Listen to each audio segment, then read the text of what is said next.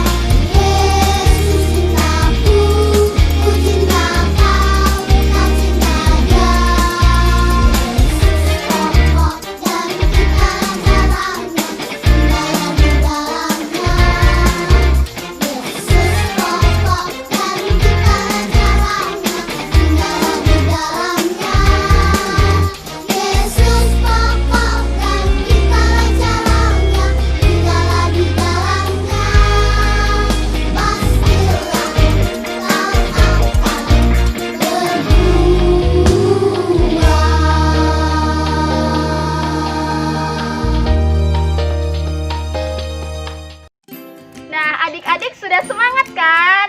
Nah, untuk lebih jelas dan agar kita lebih memahami tentang bulan arwah ini, yuk kita saksikan cuplikan berikut ini.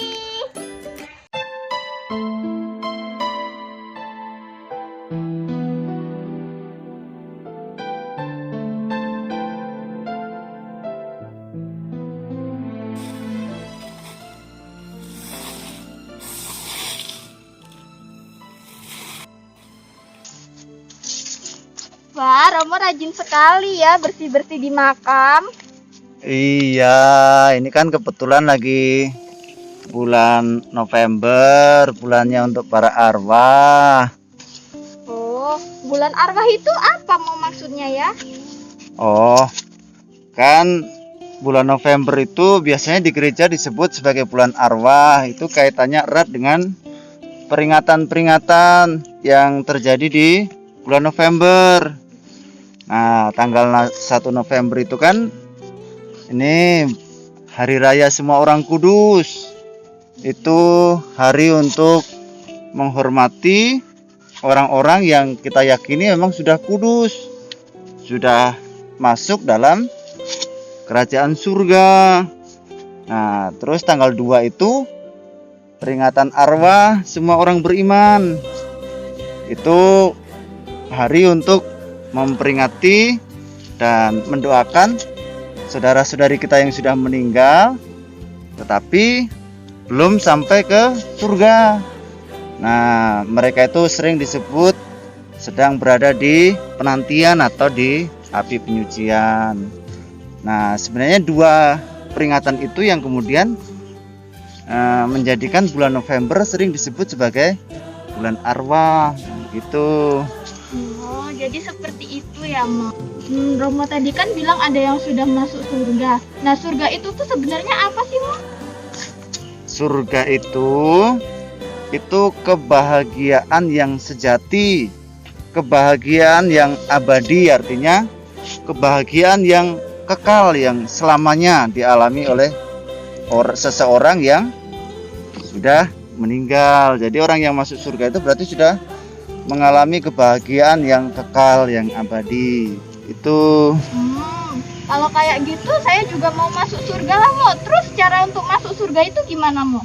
Oh, kalau masuk surga, kita semua kan nanti akan masuk surga. Apalagi kita kan sudah dibaptis, yang menjadi jaminan untuk masuk surga.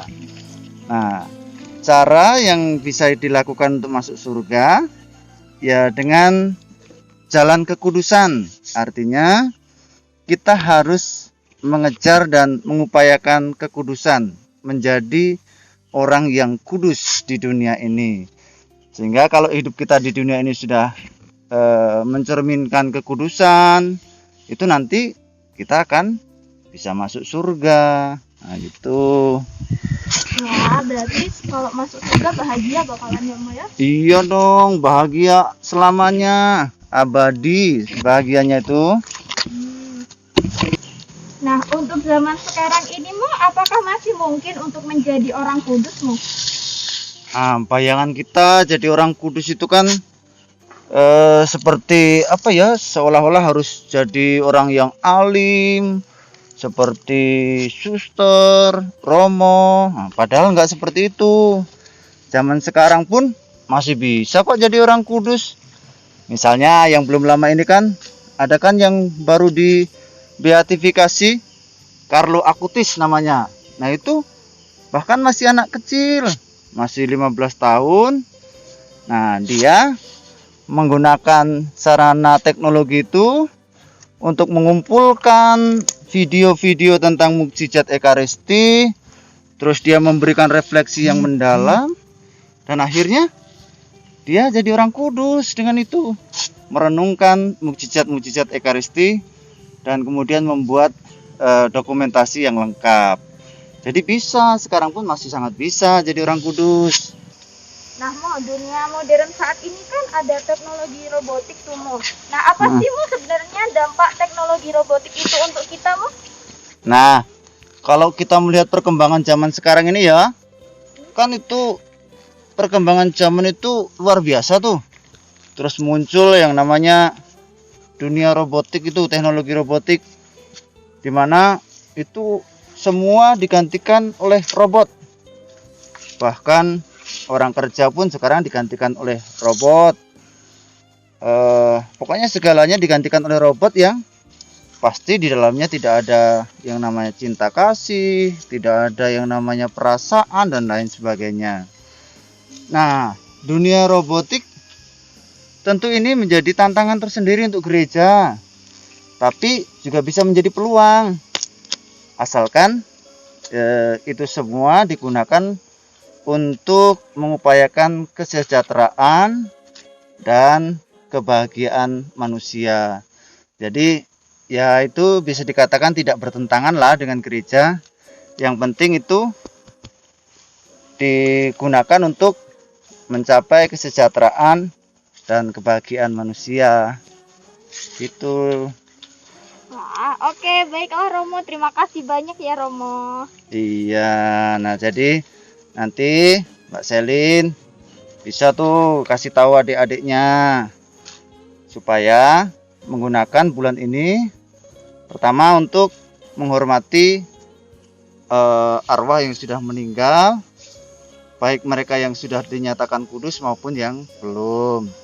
Lalu ini juga menjadi kesempatan yang baik bagi kita untuk mendoakan para arwah yang sudah meninggal supaya mereka akhirnya nanti bisa dimasukkan dalam himpunan para kudus di surga. Lalu di dunia sekarang ini kita juga bisa memanfaatkan sarana-sarana yang ada. Kita pun masih bisa mengejar kekudusan di dunia yang sekarang ini dengan menggunakan teknologi, dengan kemajuan zaman yang ada dan lain sebagainya. Intinya Untuk mengejar kekudusan itu tidak ada batasnya. Yang penting kita sungguh mempersembahkan itu semua untuk Tuhan. Nah, termasuk dalam keluarga, kalau kita melakukan sesuatu, kalau kita melaksanakan tugas, itu semua untuk Tuhan dan kita lakukan dalam nama Tuhan, tentu dengan sukacita dan dengan cinta kasih. Begitu ya Mbak Selin ya. Iya Romo. Oke, kita lanjutkan lagi beres-beresnya ya. Oke, siap Sambil Romo. kita berdoa untuk arwah yang ada di sini. Nah, adik-adik sudah lihat kan cuplikan tadi? Sangat menarik bukan? Nah, tadi juga Romo berpesan agar kita bisa selalu berbuat baik, rajin berdoa, rajin tolong-menolong. Pokoknya kita harus melakukan perbuatan-perbuatan yang baik agar kita bisa masuk ke kerajaan surga yang abadi.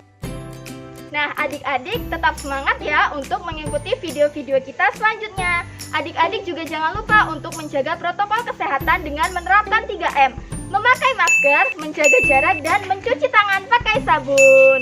Nah, yuk sebelum kita mengakhiri acara ini, yuk semuanya kita bangkit berdiri untuk mengikuti gerak dan lagu berikut ini. Terima kasih, dadah! Adik-adik, marilah kita ambil sikap berdoa yang baik.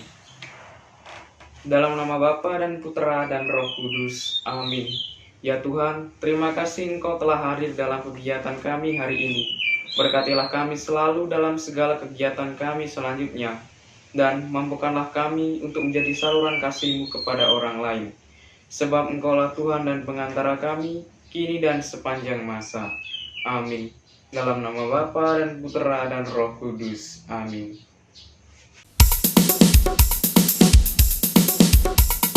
Dalam suka duka ku kan tetap tersenyum. Diolok